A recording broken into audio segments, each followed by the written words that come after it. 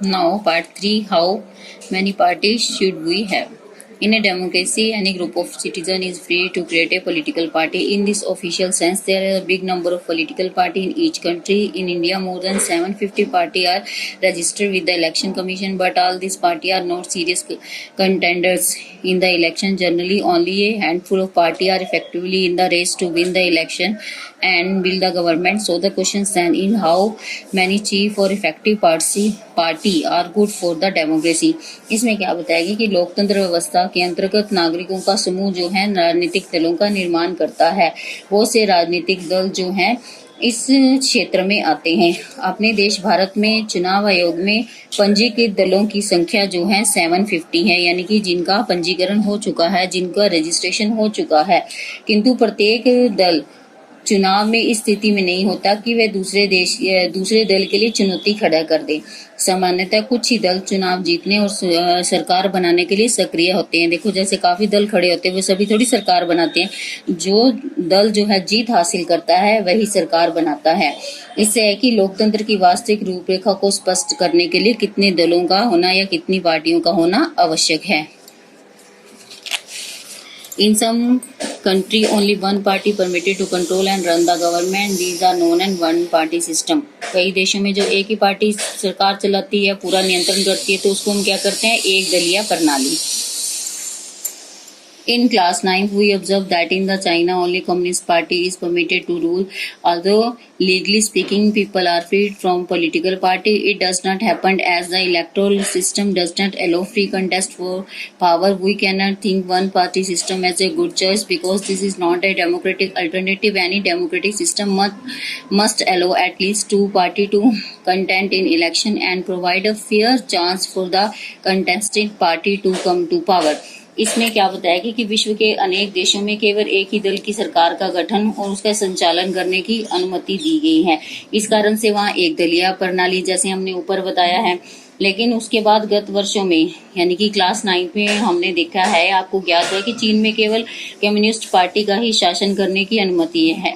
लेकिन जो है न्यायिक रूप से भारत के समान वहां पर लोगों को राजनीतिक दल बनाने की स्वतंत्रता है, किंतु वहां की जो चुनाव प्रणाली है वो स्वतंत्र प्रतिद्वंदिता की अनुमति नहीं है, मतलब कि वो कंपटीशन में नहीं उतर सकते हैं। इसलिए चीन के लोगों को नया राजनीतिक दल बनाने में कोई भी लाभ नजर नहीं आता। Now move to page number 84।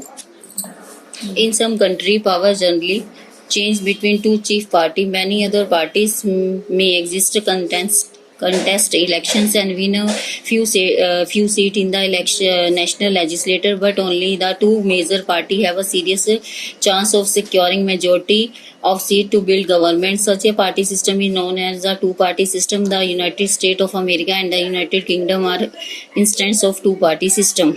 If numerous party contest for powers and more than two party have a fair chance coming to power, either or their own strength in a alliance with other, we name it multi-party system. Thus we have a multi-party system in India. In this system the government is formed if party coming together in a coalition. When many party in multi-party system join hands for the aim of contesting election and winning powers, it is known as the Alliance for Front for Intense. In India, there were three such major alliances in 2004 parliamentary elections: the National Democratic Alliance, the United Progressive Alliance, and the Left Front. The multi-party system often seems very messy and result in political instability. At the same time, this system allow a variety of interest and opinion to enjoy political representation. इसमें क्या बताया गया है कि सामान्यतः एक दलीय प्रणाली को जो है उत्तम विकल्प नहीं बनाया गया, मतलब एक ही दल की व्यवस्था को अच्छा नहीं माना गया। इसके अंतर्गत चुनाव में जो है कंपटीशन प्रतिद्वंदिता कम से कम दो दलों में होनी आवश्यक है। इसमें क्या होता है, साथ ही साथ उन्हें सत्ता यानी सरकार के गठन करने का विश्लेषण करने का भी अधिकार होता है। और विश्व में अनेक देशों में सामान्यतः सत्ता दो दलों में परिवर्तित होती है और वहां अनेक स्वतंत्र विचारों के और दल भी होते हैं और वे चुनाव लड़कर कुछ सीटें जीत लेते हैं किंतु बहुमत प्राप्त करते हैं और सत्ताहीन होने के दावेदार केवल दो दल होते हैं। अमेरिका और ब्रिटेन में ऐसी जो है द्विदलीय शासन प्रणाली है, वहां पर दो दल शासन करते हैं।